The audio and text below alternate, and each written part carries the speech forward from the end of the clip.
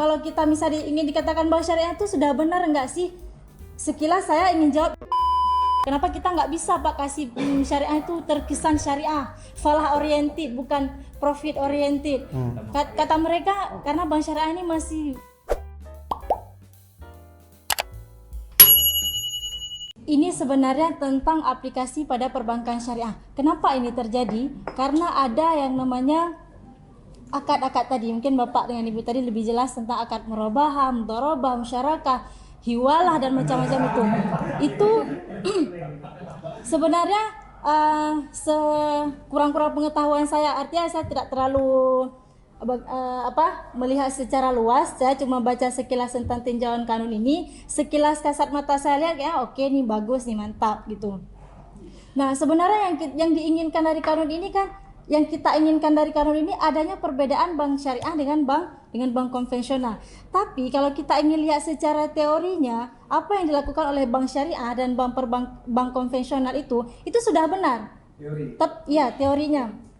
Dan kalau kita misalnya ingin dikatakan bank syariah itu sudah benar enggak sih? Sekilas saya ingin jawab iya. Udah bisa dikatakan syariah enggak? Udah. Kenapa? Karena ada kanun-kanun tadi, karena ada akad-akad tadi, ada murabahah, mudharabah, musyarakah dan lain-lain. Jadi itu akad-akad itu, jadi gini, ketika ada sesuatu implementasi aktivitas yang ada perbankan itu baliknya ke murabahah. Jadi enggak, kalau murabahah itu kita pinjam 100 balik. Mungkin Pak Miswari tadi ada bilang mau pinjam KPR itu pasti pakai akadnya murabahah kan Pak? Aduh. Misalnya begini, padahal kita itu pinjam uang 150 juta. Ketika dipakai akad murabahah, itu kita bisa bayar sampai hampir 300 juta. Kalau 150 juta kita pinjam, kita bayar tuh per bulan sekitar 2 juta 64.000 segitu lebih kurang. Itu kalau tenor waktunya 10 tahun. Jadi ini sebenarnya yang saya gelisahkan juga dari dulu dan pertanyaan mahasiswa, Bu beda bank konvensional dengan bank syariah?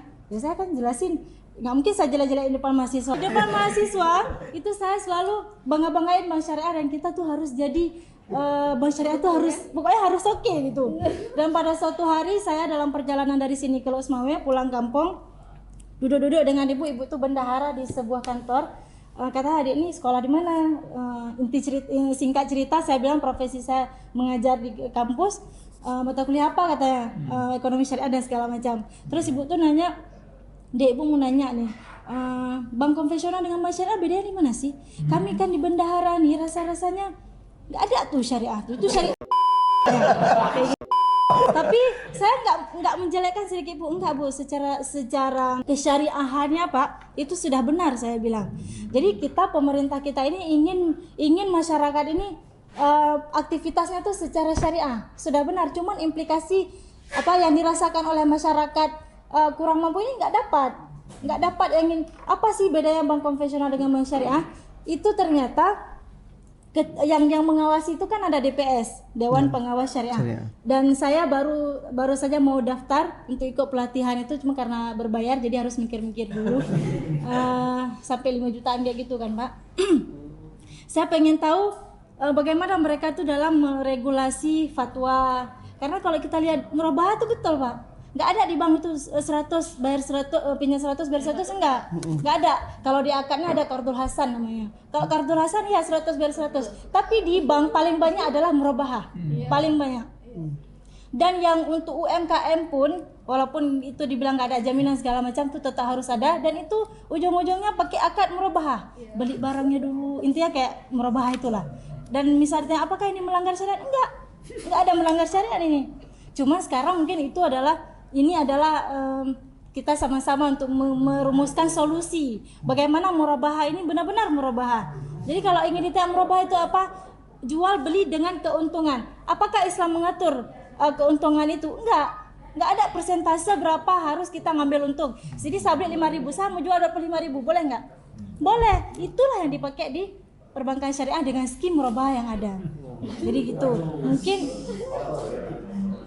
Mungkin ya kalau salah mohon diluruskan. Kalau misalnya gini Pak, kita mau pakai marginnya. Margin itu kan diatur dari Bank Indonesia baru ke bank syariah baru nanti itu secara prosedur sudah benar. Tapi di situ laporan. Makanya saya cita-citanya tuh mau jadi DPS. Dewan Jadi Lanjut. pernah saya tanya di sebuah seminar di Jogja waktu itu, dengan polosnya saya tanya apa Pak perbedaan bank syariah dengan bank konvensional.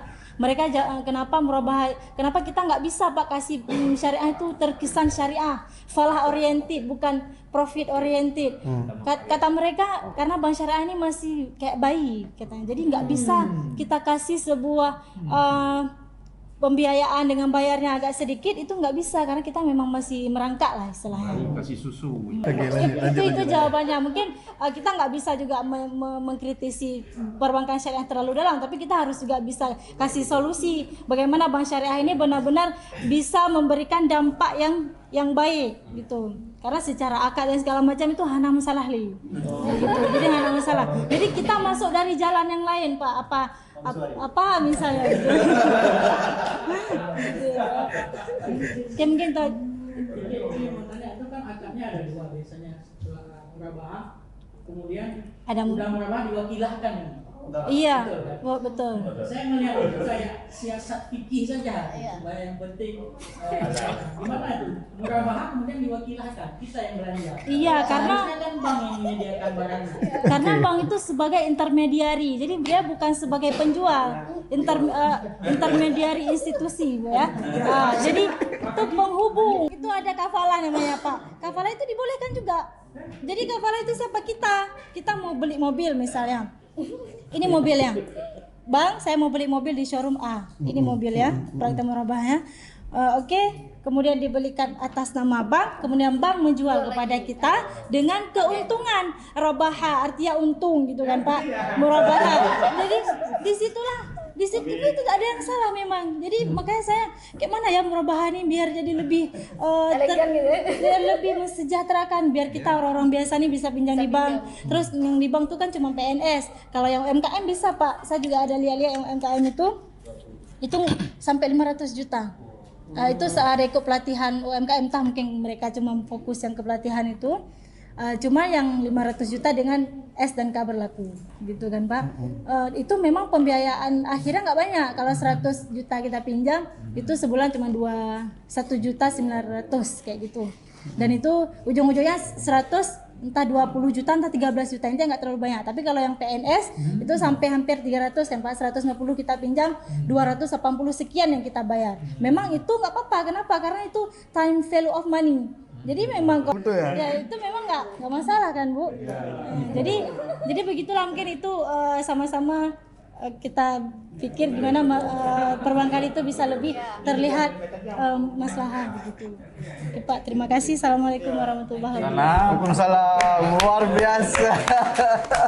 Jika video ini bermanfaat untuk Anda, silakan subscribe, like, dan nyalakan loncengnya.